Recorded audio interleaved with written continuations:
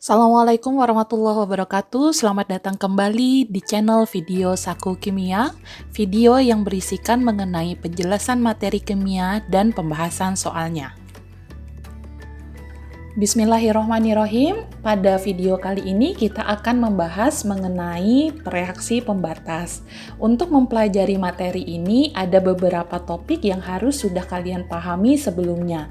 Di antaranya adalah materi mengenai konsep mol dan materi mengenai persamaan reaksi dan menyetarakan persamaan reaksi. Karena dua materi ini akan menjadi pengetahuan dasar yang akan digunakan dalam perhitungan reaksi pembatas nanti. Untuk membicarakan mengenai reaksi pembatas, sangat erat hubungannya dengan persamaan reaksi ataupun persamaan kimia. Apa sih yang dimaksud dengan persamaan reaksi?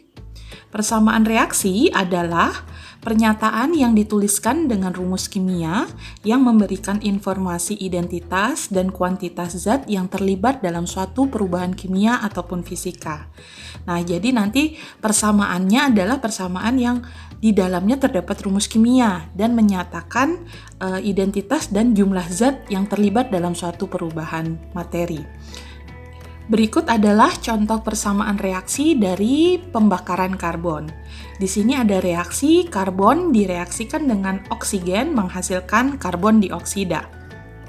Jika kita lihat di dalamnya ada di dalam persamaan reaksi tersebut ada zat-zat yang terlibat di dalamnya yang dituliskan dengan rumus kimia dan juga ada koefisien yang menunjukkan jumlah zat yang akan terlibat dalam perubahan materi tersebut. Nah, jika kita lihat juga di dalam persamaan reaksi tersebut, zat-zat tersebut terletak pada dua sisi yang berbeda dari tanda panah. Ada zat yang berada di sebelah kiri tanda panah, ini disebut dengan reaktan atau pereaksi. Sedangkan zat yang berada pada sisi sebelah kanan tanda panah disebut dengan produk atau hasil reaksi. Tanda panah yang terdapat pada persamaan reaksi bisa dibaca atau diartikan dengan menghasilkan ataupun membentuk. Untuk menggunakan persamaan reaksi dalam perhitungan kimia, sangat diperlukan persamaan reaksi kimia yang sudah setara.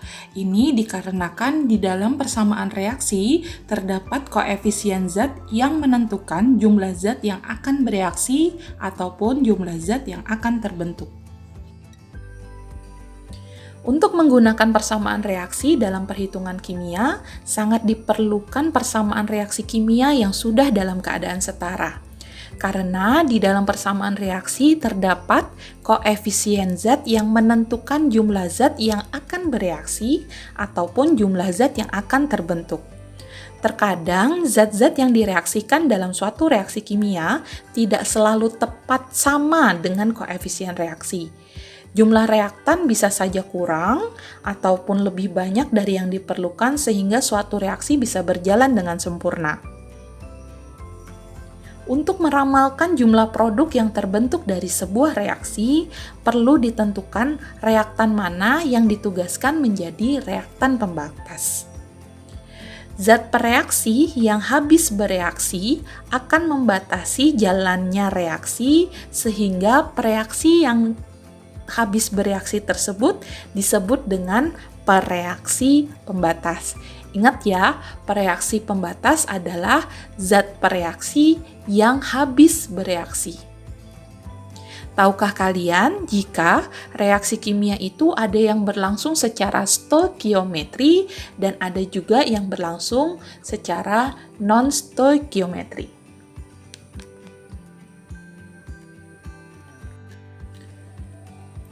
Reaksi kimia secara stoikiometri akan berlangsung jika semua pereaksi habis bereaksi. Ini terjadi jika perbandingan mol itu sama dengan perbandingan koefisien. Jadi kalau pereaksinya habis semua bereaksi, maka bisa dikatakan reaksi tersebut berlangsung secara stoikiometri. Berikut adalah contoh dari reaksi kimia yang berjalan atau berlangsung secara stoikiometri.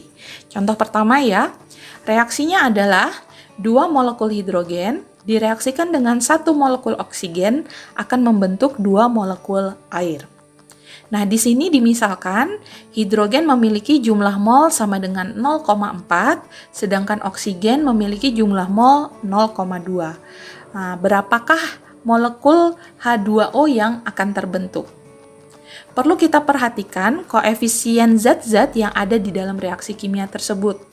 Koefisien dari molekul hidrogen adalah 2, sedangkan koefisien molekul oksigen adalah 1. Dari jumlah mol yang diketahui di setiap zat reaktan, maka kita bisa menentukan faktor pengali antara koefisien dan jumlah mol yang diketahui. Kita perhatikan pada molekul hidrogen, jika koefisiennya 2, memiliki jumlah molnya sama dengan 0,4, maka faktor pengali antara koefisien dan jumlah molnya adalah 0,2. Sedangkan oksigen memiliki koefisien sama dengan 1 dan jumlah molnya adalah 0,2, maka faktor pengali antara koefisien dan jumlah mol dari oksigen adalah 0,2. Di sini bisa kita lihat faktor pengali antara hidrogen dan oksigen memiliki faktor pengali yang sama, yaitu 0,2. Sehingga molekul air yang akan terbentuk akan dikalikan dengan angka faktor pengali yang sama, yaitu 0,2. Sehingga jumlah H2O yang terbentuk adalah 0,4 mol. Dari penjelasan tersebut bisa kita simpulkan jika penentuan jumlah mol hasil reaksi H2O dapat dihitung berdasarkan jumlah reaksi yang mana saja, boleh dari H2 ataupun dari O2. Berikut adalah contoh kedua untuk reaksi kimia secara stoikiometri. Reaksinya adalah nitrogen direaksikan dengan hidrogen membentuk amonia. Jika diketahui jumlah mol dari nitrogennya adalah 0,5 mol, kemudian jumlah mol dari hidrogennya adalah 1,5 mol, berapa ya jumlah mol dari NH3 yang terbentuk nanti? Kita analisis dulu. Dari persamaan reaksi tersebut yang telah diberikan tersebut sudah ada dalam keadaan setara. Wajib hukumnya suatu persamaan reaksi kimia dalam keadaan setara. Kalau dia belum dalam keadaan setara, maka kita harus menyetarakan reaksi tersebut. Sekarang dari reaksi yang sudah setara, kita bisa mencari faktor pengali antara koefisien dan jumlah mol yang diketahui. Perlu kita perhatikan dulu koefisien dari setiap zat yang ada dalam reaksi tersebut ya. Yang kita bahas pertama adalah koefisien dari molekul nitrogen itu sama dengan 1. Dengan jumlah molnya adalah 0,5. Jadi faktor pengali antara koefisien dan jumlah mol dari nitrogen adalah 0,5. Ya. Kemudian koefisien dari hidrogen adalah 3. Dengan jumlah molnya adalah 1,5 mol, jadi faktor pengali antara koefisien dan jumlah molnya adalah 0,5. Nah, di sini dapat kita lihat faktor pengali antara molekul nitrogen dan molekul hidrogen itu memiliki angka yang sama, yaitu 0,5. Sehingga faktor pengali tersebut bisa digunakan untuk menentukan jumlah molekul NH3 yang akan terbentuk.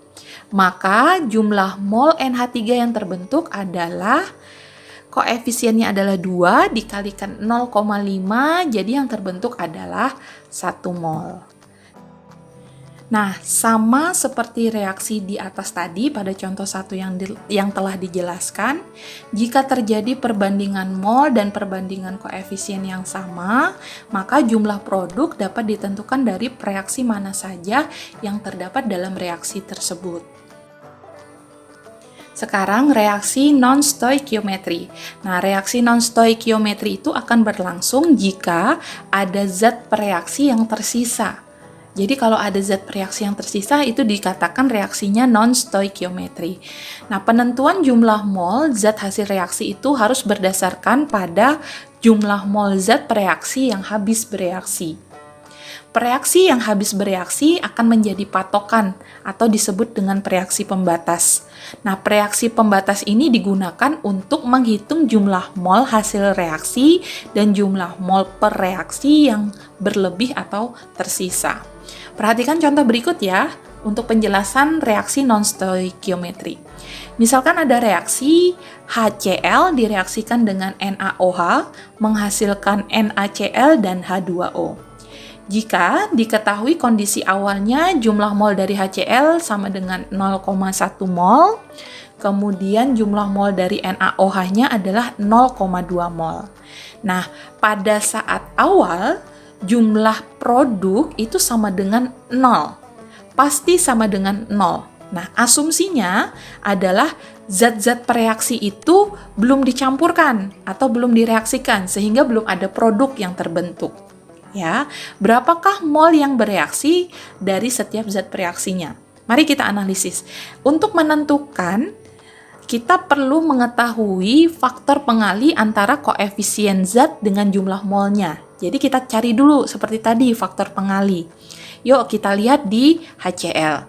HCl koefisiennya sama dengan 1. Nah, jumlah molnya adalah 0,1. Berarti faktor pengali antara koefisien dan jumlah molnya adalah 0,1. Sedangkan NaOH koefisiennya sama dengan 1. Jumlah molnya adalah 0,2. Maka faktor pengali antara koefisien dan jumlah mol dari NaOH adalah 0,2. Nah, di sini faktor pengali antara kedua zat reaksi antara HCl dan NaOH ini beda. Faktor pengali mana yang kita pilih? Nah, kita pilih faktor pengali yang nilainya lebih kecil. Alasannya adalah supaya jumlah mol yang bereaksi tidak melebihi dari jumlah mol awalnya. Oke, berarti kita milih 0,1 ya, karena lebih kecil. Nah, 0,1 kita jadikan sebagai faktor pengali pada koefisien zat-zat yang bereaksi dan pada produk yang akan dihasilkan. Maka jumlah HCl yang bereaksi berarti koefisiennya 1 dikalikan faktor pengalinya 0,1, maka HCl yang bereaksi adalah 0,1 mol. Kemudian koefisien NaOH-nya adalah 1, faktor pengalinya adalah 0,1, maka yang bereaksi adalah 0,1 mol. Kemudian jumlah NaCl yang terbentuk, koefisiennya sama dengan 1 dikalikan dengan faktor pengalinya 0,1, maka NaCl yang terbentuk adalah 0,1 mol. Jumlah H2O yang terbentuk berarti koefisien 1 dikalikan faktor pengali 0,1, maka hasilnya adalah 0,1 mol. Untuk menghitung jumlah mol zat pada saat akhir, ini ada beberapa hal yang perlu kalian ketahui. Untuk zat-zat pereaksi atau reaktan atau zat yang ada di sebelah kiri tanda panah, kita akan mengurangkan jumlah mol awal dengan mol yang bereaksi. Ya, sedangkan untuk zat-zat produk atau hasil reaksi atau yang ada di sebelah kanan tanda panah, nah, untuk mendapatkan hasil akhirnya kita menambahkan antara mol awal dengan mol yang bereaksi. Sehingga diperoleh pada keadaan akhir jumlah mol HCl sama dengan 0. Kita kurangkan ya, awal dengan akhir yang bereaksi, kemudian jumlah mol untuk NaOH adalah 0,1 mol, jumlah mol untuk NaCl adalah 0,1 mol, dan jumlah mol untuk H2O adalah 0,1 mol. Nah, dari penyelesaian persamaan reaksi tadi bisa disimpulkan kalau HCl inilah sebagai reaksi pembatas. Kenapa? Karena pada keadaan akhir HCl telah habis bereaksi. Nah, seperti tadi yang sudah dijelaskan, kalau reaksi pembatas adalah reaksi zat reaksi yang habis bereaksi. Berikut saya kasih kalian contoh kedua untuk reaksi yang non-stoikiometri. Ya, perhatikan contohnya, misalkan ada reaksi 2H2 direaksikan dengan O2 menghasilkan 2H2O. Misalkan nih, diketahui jumlah mol untuk H2-nya adalah 0,5, kemudian jumlah mol untuk O2 adalah 0,5 juga. Jadi kira-kira nanti berapa ya jumlah mol untuk H2O yang terbentuk? Untuk menentukan, kita perlu menentukan faktor pengali dari koefisien dan jumlah mol yang diketahui. Yuk kita lihat. Untuk molekul hidrogen, koefisiennya sama dengan 2. Jumlah molnya sama dengan 0,5.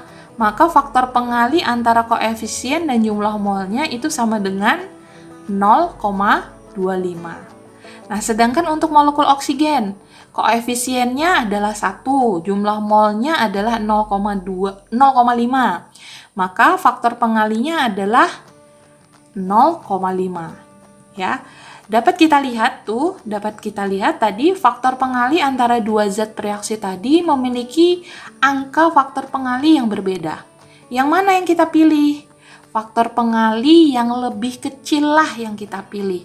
Sehingga kita memilih faktor pengalinya adalah 0,25. Yuk, mari kita hitung berapa jumlah mol yang bereaksi dengan faktor pengali jumlah mol dan koefisiennya adalah 0,25. Kemudian,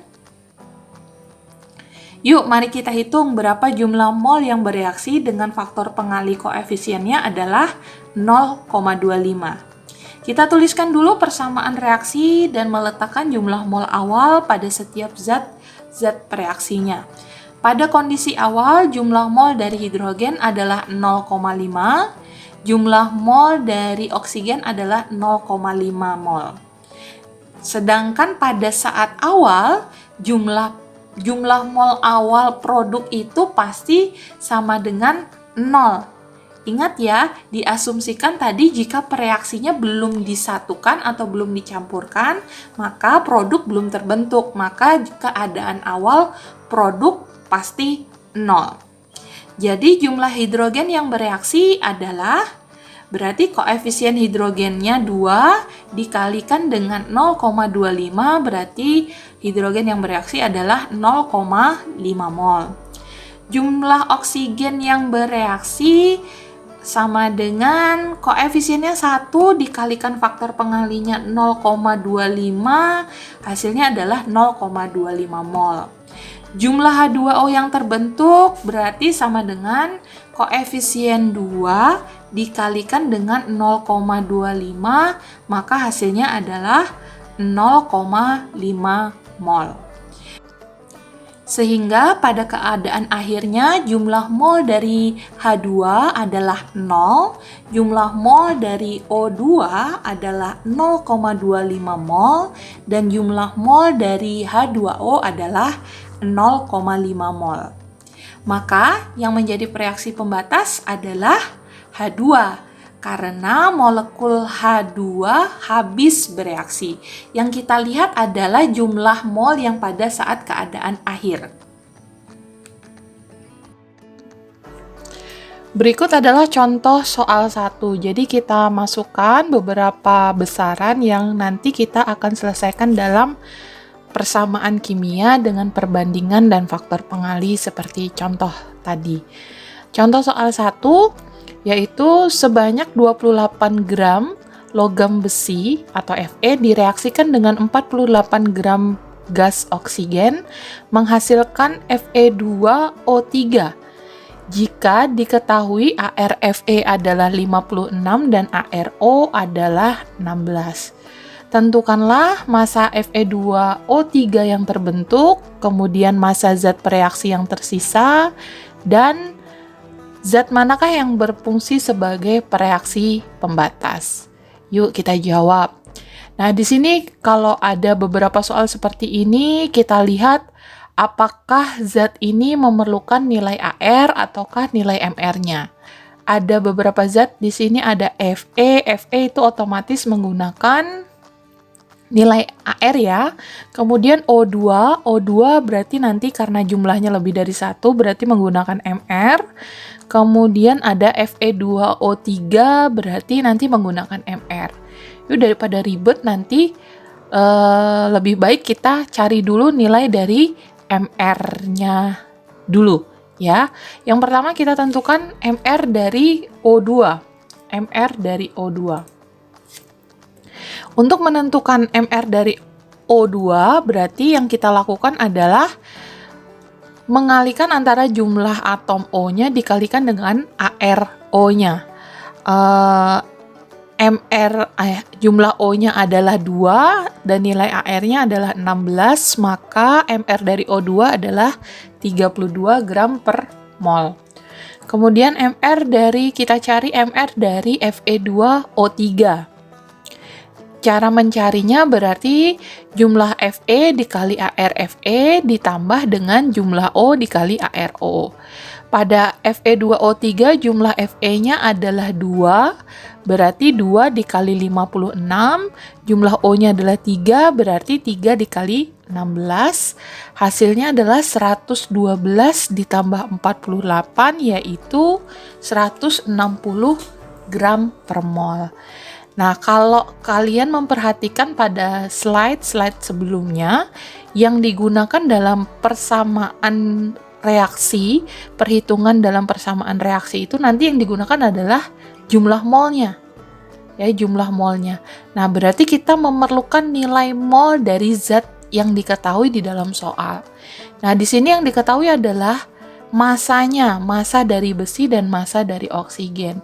Untuk mencari mol dari massa bisa kita cari dengan cara mol sama dengan massa dibagi AR atau MR-nya. Yuk kita cari dulu mol dari Fe. Karena Fe dalam bentuk atom berarti nanti kita pakai nilai dari AR-nya ya. Berarti mol dari Fe, cara mencarinya adalah massa Fe dibagi dengan ArFe. Massa Fe-nya adalah 28 gram, berarti ArFe-nya adalah 56. Berarti 28 dibagi 56 hasilnya adalah 0,5 mol. Kemudian kita cari kembali mol dari oksigen atau O2. Caranya sama, berarti massa O2 dibagi dengan jangan pakai AR, tapi pakainya MR. MR dari O2. Oke, massa dari O2 adalah 48 gram dibagi dengan MrO2-nya adalah 32 gram per mol. Maka mol dari O2 adalah 1,5 mol. Nah, untuk menyelesaikan soal ini kita memerlukan yang namanya persamaan reaksi. Tapi di soal ini tidak diterakan persamaan reaksi. Tapi kalian bisa membuat persamaan reaksi dari kalimat yang diterakan di dalam soal. Yuk, sekarang kita tentukan bagaimana persamaan reaksinya. Di sini ada Fe, berarti Fe direaksikan dengan oksigen menghasilkan Fe2O3. Berarti persamaan reaksinya adalah Fe direaksikan diganti dengan tanda tambah, direaksikan dengan oksigen berarti O2 menghasilkan kita ganti dengan tanda panah. Kemudian yang dihasilkan adalah Fe2O3. Nah, kalau sudah terbentuk persamaan reaksinya seperti ini, yang kita lakukan selanjutnya adalah kita lihat apakah persamaan reaksi ini sudah setara atau belum. Ternyata belum ya. Kalau belum setara, kita setarakan dulu. Yuk kita setarakan dulu jumlah O-nya. Ingat yang kita lakukan waktu penyetaraan reaksi seperti ini adalah kita cukup menambahkan angka koefisien. Koefisien letaknya ada di bagian depan zat. Ya, bagian depan zat. Jadi, kita tinggal menambahkan supaya jumlah atomnya antara ruas kiri dan ruas kanan itu sama. Kita setarakan dulu jumlah atom O. Jumlah atom O di sebelah kiri ada 2, O di sebelah kanan ada 3. Karena jumlahnya berbeda, yuk kita cari KPK antara 2 dan 3. KPK-nya adalah 6. Maka dua-duanya kita jadikan jumlahnya adalah 6. Maka di sini 2 dikalikan berapa biar hasilnya 6? Kita kalikan 3 supaya hasilnya 6. Kemudian O yang di sebelah sini kita kalikan dengan 2 supaya hasilnya adalah 6. Setelah kita setarakan O, kita setarakan jumlah FE. FE di sebelah kiri ada 1, FE di sebelah kanan bukan 2 ya, karena di sini sudah nambah koefisien 2, berarti jumlah FE di sebelah kanan adalah 4. Maka kita perlu menambahkan koefisien di sini dengan angka 4. Setelah ini setara, baru kita taruhkan jumlah molnya. Mol siapa saja yang diketahui? Kita lihat di sini tadi sudah kita hitung ada mol Fe sebesar 0,5 mol. Berarti kita taruh di bawahnya. Kemudian ada mol oksigen sebesar 1,5 mol. Kita taruh di bawahnya. Kalau sudah kita tahu keadaan awalnya, kita cari dulu faktor pengalinya untuk menentukan besar dari jumlah mol yang bereaksi. Yuk, kita cari dulu. Faktor pengali dari Fe 4, koefisiennya adalah 4 dan jumlah molnya adalah 0,5. Maka faktor pengalinya adalah 0,125. Nah, supaya tidak bingung, bisa kalian balik atau kita balik. 4 dikali berapa hasilnya 0,5, atau bisa kita cari dengan cara 0,5 dibagi 4, nanti dapat faktor pengalinya. Ya, kemudian oksigen koefisiennya 3 dengan jumlah molnya adalah 1,5, berarti faktor pengalinya adalah 0,5. 0,5. Nah, kalau sudah kita ketahui faktor pengalinya, kita pilih angka faktor pengali yang lebih kecil, yaitu 0,125. Yuk kita selesaikan di tabel persamaan reaksi. Kita taruh dulu keadaan awal, Fe-nya adalah 0,5 mol, kemudian O2-nya adalah 1,5 mol. Ingat, pada saat awal, produk jumlah awalnya adalah sama dengan 0. Ya, berapakah yang bereaksi? Yang bereaksi tinggal kita kalikan antara koefisien dengan faktor pengalinya tadi. Berarti di sini yang bereaksi adalah 4 dikali 1,25, hasilnya adalah 0,5 mol. Kemudian oksigen yang bereaksi adalah 3 dikali 0,125, hasilnya adalah 0,375 mol. Kemudian Fe2O3 yang terbentuk adalah 0,25 mol. Nah, pada keadaan akhir berarti jumlah mol dari Fe ini habis. Ya, kita kurang. Kemudian oksigennya kita kurang juga. Tersisa 1,125 mol. Kemudian Fe2O3 yang terbentuknya adalah 0,25 mol. Nah, sekarang kita jawab pertanyaan yang ada di soal. Yang A, berapakah massa Fe2O3? Nah, berarti kita cari dari, untuk menentukan massa Fe2O3, berarti kita cari dengan cara molnya dikalikan dengan mR-nya. Molnya adalah yang kita pakai adalah yang ini, 0,25 mol. Kemudian mR-nya adalah 160, berarti molnya 0,25 dikali 160, hasilnya adalah 40 gram. Kemudian massa zat reaksi yang tersisa. Kalau yang tersisa, kita lihat pada kondisi akhir, zat reaksi manakah yang memiliki sisa atau sisa akhirnya yang di bawah sini. Yang memiliki sisa adalah O2, berarti kita hitung massa dari O2. Massa O2 berarti cara mencarinya adalah mol dikali mR O2. molnya adalah 1,125 dikali dengan MR-nya adalah 32. Hasilnya adalah 36 gram. Kemudian yang terakhir, zat yang menjadi pereaksi pembatas. Ingat tadi, pereaksi pembatas adalah zat pereaksi yang habis bereaksi. Yang mana zatnya? Yang habis bereaksi di sini yang akhirnya 0 adalah Fe. Jadi, yang menjadi pereaksi pembatasnya adalah Fe. Itu tadi satu soal, contoh soal yang saya harap kalian bisa pahami.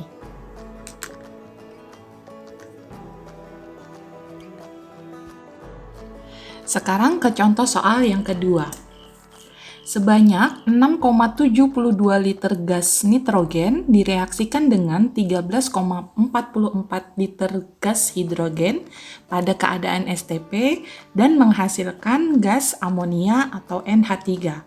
Tentukanlah volume gas yang tidak bereaksi, kemudian volume NH3 yang dihasilkan, dan massa NH3 yang dihasilkan. Jika diketahui ARN adalah 14 dan ARH adalah 1. Yuk, mari kita jawab. Kita lihat di dalam soal ini terdapat 3 zat. Ya, terdapat 3 zat, yaitu ada nitrogen N2, ada hidrogen H2, dan ada amonia NH3. Nah, dari soal ini juga diketahui data dari massa atom relatifnya. Apakah kita menggunakan data massa atom relatif tersebut, ataukah harus menentukan dulu data dari massa molekul relatif? Ingat, MR atau massa molekul relatif itu berhubungan dengan massa satu zat, ya, massa dari suatu zat. Jadi kalau ada di soal yang ditanyakan adalah massa dari suatu zat, relatif nanti akan berhubungan dengan yang namanya massa molekul relatif ataupun massa atom relatif. Nah, karena yang ditanyakan adalah NH3, massa dari NH3, salah satu soal itu, maka kita memerlukan data dari massa molekul relatif atau MR dari NH3. Yuk kita hitung dulu massa molekul relatif dari NH3.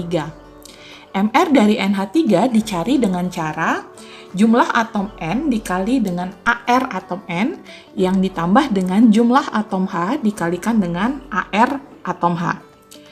Jumlah N-nya adalah 1 dan ARN-nya adalah 14, ditambah dengan jumlah H-nya 3 dan ARH-nya adalah 1, maka 14 ditambah 3 sehingga MR dari NH3 adalah 17 gram per mol. Nah, langkah selanjutnya adalah kita menentukan dulu apa yang diketahui dalam soal. Di sini diketahui adalah liter, berarti volumenya. Volume dari suatu zat, ada volume dari nitrogen dan ada volume dari hidrogen.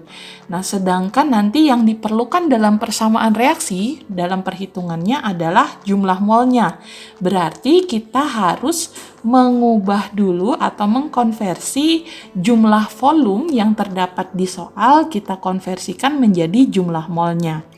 Karena dalam keadaan STP, maka untuk mencari jumlah mol bisa dilakukan dengan cara volume dibagi dengan 22,4. Jadi untuk mencari mol dari nitrogen dicari dengan cara volume dari nitrogen dibagi dengan 22,4. Nah, volume nitrogennya adalah 6,72 liter sedang dibagi dengan 22,4, maka akan menghasilkan jumlah mol sama dengan 0,3 mol.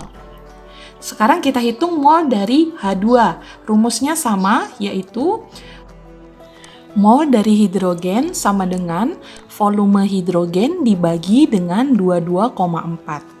Nah, volume hidrogennya adalah 13,44 liter dibagi dengan 22,4. Hasilnya adalah 0,6 mol. Nah, kalau sudah diketahui jumlah molnya, berarti yang kita perlukan selanjutnya adalah persamaan reaksi. Karena tidak ada persamaan reaksi di soalnya, tapi kita bisa membuat persamaan reaksi dari kalimat yang diterakan di dalam soal. Kita lihat di dalam reaksi ada 3 zat, yaitu nitrogen, hidrogen, dan NH3. Kita lihat kalimatnya, berarti reaksinya adalah nitrogen direaksikan dengan hidrogen menghasilkan NH3.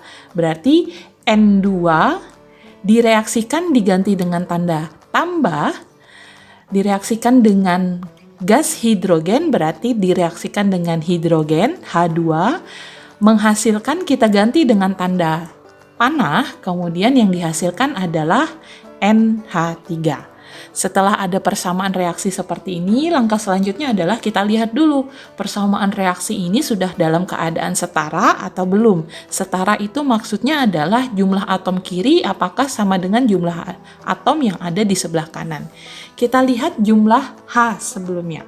H di sebelah kiri ada 2, dengan H di sebelah kanan ada 3. Nah, karena jumlahnya berbeda, kita cari KPK-nya antara 2 dan 3, KPK-nya 6, berarti H yang di sebelah sini kita kalikan dengan koefisien 3. Ingat ya, untuk menyetarakan reaksi tidak boleh mengubah indeks yang ada, tapi yang diperbolehkan hanya menambahkan koefisien sehingga jumlah atom kiri dan kanan dalam reaksi kimia sama. Nah, karena di sebelah kiri ini 6, berarti yang di sebelah sini perlu kita tambahkan 3 dikali berapa biar hasilnya 6, maka kita tambahkan koefisien 2. Nah, sekarang kita setarakan jumlah N-nya. N di sebelah kiri ada 2. N di sebelah kanan ada 1, tapi jangan lupa kita kalikan dengan yang di depan. Maka jumlah N-nya adalah 2. Karena sudah sama-sama 2, maka kita tidak perlu mengubah koefisien yang ada. Kalau sudah diketahui persamaan reaksi yang sudah setara, maka langkah selanjutnya adalah kita meletakkan jumlah mol yang diketahui. Di sini yang diketahui adalah mol dari N2 yaitu 0,3. Kita letakkan di bawahnya. Berarti mol dari N2 adalah 0,3. Kemudian ada mol dari H2 yaitu 0,6. Kita letakkan di bawahnya. Setelah meletakkan jumlah molnya, sekarang kita cari dulu faktor pengali mana yang nanti akan menentukan jumlah mol yang akan bereaksi. Yuk kita cari dulu faktor pengali antara koefisien dengan molnya. Oke, nitrogen koefisiennya adalah 1 dengan jumlah molnya adalah 0,3, berarti faktor pengalinya adalah 0,3. Sekarang kita lihat yang hidrogen. Hidrogen koefisiennya 3. Jumlah molnya adalah 0,6, berarti faktor pengali antara koefisien dan jumlah mol adalah 0,2. Kalau sudah ditentukan faktor pengalinya, kita tentukan atau kita pilih faktor pengali yang paling kecil, yaitu 0,2. Nah, 0,2 ini nanti yang akan kita gunakan antara perkalian koefisien dan jumlah mol yang akan bereaksi. Oke, kita tuliskan dulu persamaan reaksinya, kemudian kita letakkan jumlah mol awal, nitrogen tadi 0,3 mol, hidrogen tadi 0,6 mol, dan NH3 produk pada keadaan awal pasti dalam keadaan 0. Berapa nitrogen yang bereaksi? Tadi faktor pengali yang kita pilih adalah 0,2 karena nilainya lebih kecil dibanding 0,3. Maka nitrogen yang bereaksi adalah koefisien nitrogen adalah 1 dikalikan dengan 0,2, maka yang bereaksi adalah 0,2 mol. Sedangkan hidrogen, koefisiennya 3, kita kalikan dengan 0,2, maka hidrogen yang bereaksi adalah 0,6 mol.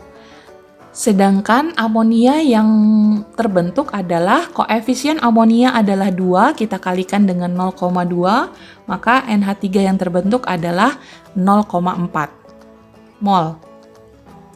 Pada keadaan akhir, kita kurangkan kondisi awal dan yang bereaksi pada sisi reaktan. Sedangkan pada produk kita tambah, maka pada keadaan akhir, nitrogen tersisa 0,1 mol, kemudian hidrogen tidak tersisa atau habis bereaksi, dan NH3 yang terbentuk adalah 0,4 mol.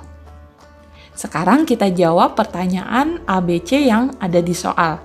Yang pertama adalah berapa volume gas yang tidak bereaksi? Kita lihat pada keadaan akhir, zat mana yang masih tersisa? Yaitu adalah zat N2. Berarti yang kita pilih adalah mol dari N2-nya.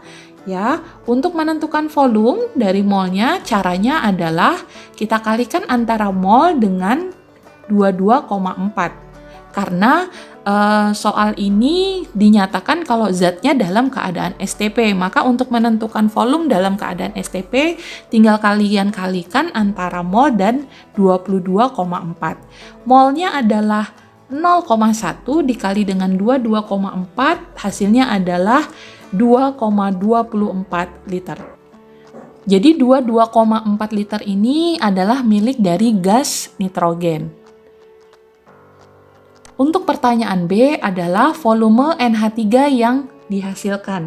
Nah, volume NH3 yang dihasilkan kita lihat di sini rumusnya sama ya. Untuk menentukan volume dalam keadaan STP bisa kita hitung dengan cara mol dikali 22,4. Nah, molnya adalah 0,4, kita kalikan dengan 22,4, hasilnya adalah 8,96 liter. Nah, bagaimana pertanyaan untuk C? Ya, berapakah massa NH3 yang dihasilkan? Untuk menentukan massa dari suatu zat, kita bisa tentukan dengan cara molnya dikalikan dengan MR dari NH3. Nah, ini tadi kegunaan kita untuk menentukan nilai MR terlebih dahulu. Jadi pada saat akhir kita tinggal mengalihkan saja. Molnya adalah 0,4 mol, kemudian dikali dengan MR-nya adalah 17, maka hasilnya adalah 6,8 gram NH3. Itu tadi contoh soal kedua. Semoga semakin kesini semakin bisa dipahami ya tentang penentuan mol yang bereaksi dalam suatu reaksi kimia. Untuk terakhir, contoh soal ketiga. Soalnya adalah besi adalah salah satu unsur yang banyak digunakan sebagai bahan konstruksi, diantaranya untuk rumah, gedung, jembatan, dan jalan. Besi itu diperoleh dengan cara meleburkan biji besi atau Fe2O3 dan batu kapur sehingga menghasilkan besi murni dan gas karbon dioksida. Nah, jika untuk memperoleh 1120 gram besi, maka berapakah biji besi dan batu kapur yang perlu kita leburkan, dan nanti berapa gas CO2 atau karbon dioksida yang dihasilkan jika diketahui massa atom relatif dari besi adalah 56, massa atom relatif dari oksigen adalah 16, dan massa atom relatif atau AR dari C adalah 12. Nah, kalau soal seperti ini berarti dibalik ya, sudah diketahui massa dari produk yang diinginkan. Berarti kita tinggal menentukan berapa sih reaktan atau reaksi yang diperlukan dalam reaksi ini. Yuk kita jawab yuk. Ada beberapa zat yang perlu diketahui dalam soal ini. Di dalam soal ini terdapat 4 zat yang ada di dalam reaksinya, yaitu ada biji besi atau Fe2O3, kemudian ada batu kapur atau karbon menghasilkan besi murni atau Fe dan karbon dioksida atau CO2. Dan data yang diberikan di sini adalah massa dari besi dan nilai atom relatif dari beberapa atom. Nah, karena yang ditanyakan adalah massa, maka kita memerlukan data dari atom relatif atau molekul relatif ya. Berarti massa atom relatif atau massa molekul relatifnya. Berarti kita perlu menghitung dari massa atom relatif zat tersebut. Kemudian kita juga memerlukan nilai mol dari besi yang dihasilkan. Nah, untuk menentukan berapa mol besi yang dihasilkan, kita harus menghitung dulu mol dari besi. Cara menentukan mol dari besi adalah kita membagi antara massa dari besi atau massa Fe kita bagi dengan atom relatifnya, massa atom relatifnya atau AR-nya. Nah, diketahui di sini massa atom besinya adalah 1120 gram. Kita bagi dengan atom relatifnya yaitu 56, maka jumlah mol besi yang dihasilkan adalah 20 mol.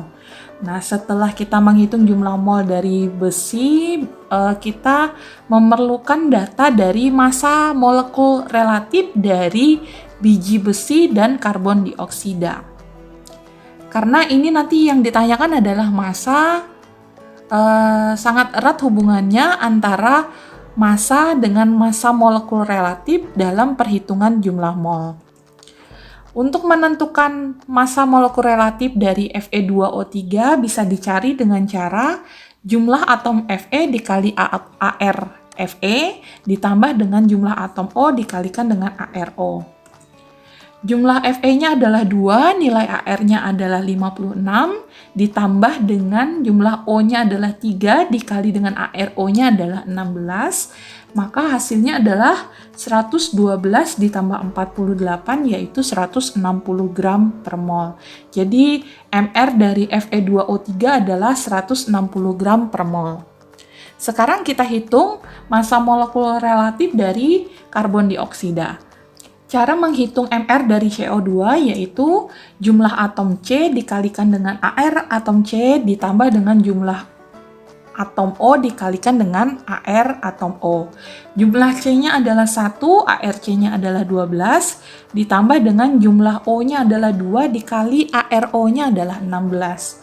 Maka hasilnya adalah 12 ditambah 32, hasilnya 44 gram per mol. Nah, kalau sudah diketahui data-data seperti ini, sekarang kita susun persamaan reaksinya. Kita lihat dari kalimat yang ada di dalam soal. Besi diperoleh dengan cara meleburkan biji besi dan batu kapur. Berarti kita mereaksikan antara biji besi, lambangnya adalah Fe2O3, dan batu kapur, berarti dan kita ganti dengan tanda tambah, batu kapurnya adalah karbon, berarti ditambah dengan karbon. Menghasilkan, kita ganti dengan tanda panah, yang dihasilkan adalah besi, Fe, dan kita ganti dengan tanda tambah, dan karbon dioksida atau CO2. Kalau sudah kita ubah bahasa soal menjadi bahasa reaksi kimia, sekarang yang harus kita lakukan adalah menyetarakan reaksi ini. Yuk kita setarakan dulu. Ingat ya, hanya menambahkan koefisien, tidak merubah indeksnya. Kita lihat dulu. Atom O di sebelah kiri ada 3, atom O di sebelah kanan ada 2, jadi kita cari KPK-nya antara 3 dan 2, KPK-nya adalah 6. Jadi nanti jumlah O kiri kita jadikan jumlah 6, dan atom O di sebelah kanan kita jadikan jumlah 6 juga. Berarti yang di sini, supaya jumlahnya 6, kita kalikan dengan koefisien 3 dikali 2. Maka kita tambahkan koefisien 2 di sini. Sedangkan jumlah O yang di sini untuk menjadikan dia jumlah 6, maka kita kalikan dengan koefisien 3. Makanya nambah koefisien 3 di situ. Yang selanjutnya kita setarakan adalah Fe, ya, Fe. Fe di sebelah kiri ini ada bukan hanya 2, tapi jangan lupa kita kalikan ke depan. Berarti Fe di sebelah kiri adalah 4, dan Fe di sebelah kanan cuma 1. Berarti kita tambahkan koefisien di sini adalah 4. Jadi biar sama jumlah kiri dan kanannya 4. Yang terakhir yang kita setarakan adalah jumlah C. Jumlah C di sebelah kiri ini 1, sedangkan jumlah C di sebelah kanan adalah 3 ya. Jangan lupa dikalikan dengan koefisien. Jadi kita menambahkan koefisien 3 di sebelah kiri. Ya, jadi jumlah atomnya sama antara jumlah kiri dan jumlah kanan. Setelah kita setarakan jumlah atomnya, baru kita taruhkan jumlah molnya. Siapa mol yang diketahui? Yang diketahui adalah mol dari Fe. Kita taruhkan di bawahnya yaitu 20 mol. Setelah kita tahu mol yang diketahui, maka kita memerlukan faktor pengali yang nanti akan digunakan untuk menentukan berapa mol sih si Fe2O3, C dan CO2 yang akan dihasilkan gitu ya, atau yang akan bereaksi.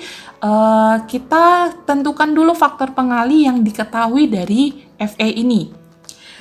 Koefisien Fe itu 4. Jumlah molnya adalah 20, berarti faktor pengali antara koefisien dengan jumlah mol adalah 5. Berarti nanti faktor pengalinya 5. Kalau salah satu zat dikalikan 5, berarti nanti semua zat akan dikalikan 5. Ya, maka untuk Fe2O3 jumlah mol yang akan bereaksi adalah koefisiennya 2 dikalikan 5, berarti ada 10 mol. Karbon yang akan bereaksi adalah koefisiennya 3 kita kalikan dengan 5 berarti 15 mol, dan CO2 yang akan dihasilkan koefisiennya 3 kita kalikan 5, nanti CO2 yang dihasilkan adalah 15 mol. Nah, dari penyelesaian ini nanti bisa kita tentukan, kita hitung berapa massa zat dari yang ditanyakan di dalam soal. Yang pertama yang ditentukan adalah massa Fe2O3 yang diperlukan. Berapa sih massanya? Untuk menentukan massa, kita tinggal mengalihkan antara molnya dengan Fr-nya. Untuk menentukan massa dari Fe2O3, kita tinggal mengalihkan jumlah mol dan massa molekul relatifnya.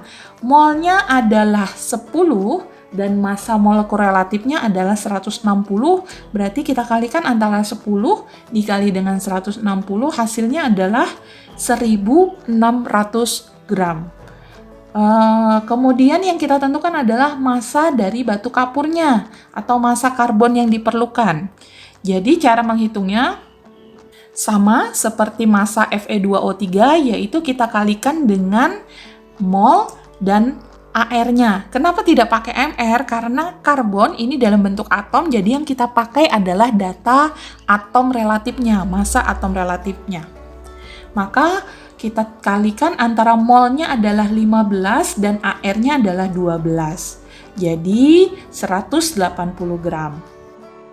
Kemudian yang terakhir yang perlu kita hitung adalah massa CO2 yang dihasilkan. Untuk menentukan massa CO2 yang dihasilkan, berarti langkah kerjanya adalah kita mengalihkan mol CO2 dengan MR dari CO2. Nilai molnya adalah 15 dan MR-nya atau massa molekul relatifnya adalah 44. Jadi 15 dikali 44 itu sama dengan 660 gram. Itu tadi penjelasan mengenai reaksi pembatas dan bagaimana perbandingan koefisien dan jumlah mol yang terlibat dalam suatu persamaan reaksi. Udah ada 3 contoh dan tadi beberapa penjelasannya. Alhamdulillah telah sampai pada akhir video pada pembelajaran kali ini. Pada video kali ini kita membahas mengenai reaksi pembatas. Untuk meramalkan jumlah produk yang terbentuk dari sebuah reaksi, perlu ditentukan reaksi mana yang ditentukan sebagai reaktan pembatas. Reaktan pembatas itu adalah pereaksi yang habis bereaksi. Tujuannya adalah untuk membatasi jalannya reaksi. Ada satu hal yang perlu kalian ingat dalam materi belajar kali ini adalah jika di dalam persamaan reaksi, perbandingan koefisiennya itu sama dengan perbandingan mol dalam reaksinya. Terima kasih telah menyaksikan video ini. Semoga video pembelajaran ini bisa bermanfaat dalam mempelajari ilmu kimia lebih dalam. Sampai berjumpa di video pembelajaran selanjutnya. Mohon maaf jika ada kesalahan kata. Saya akhiri, wassalamualaikum warahmatullahi wabarakatuh.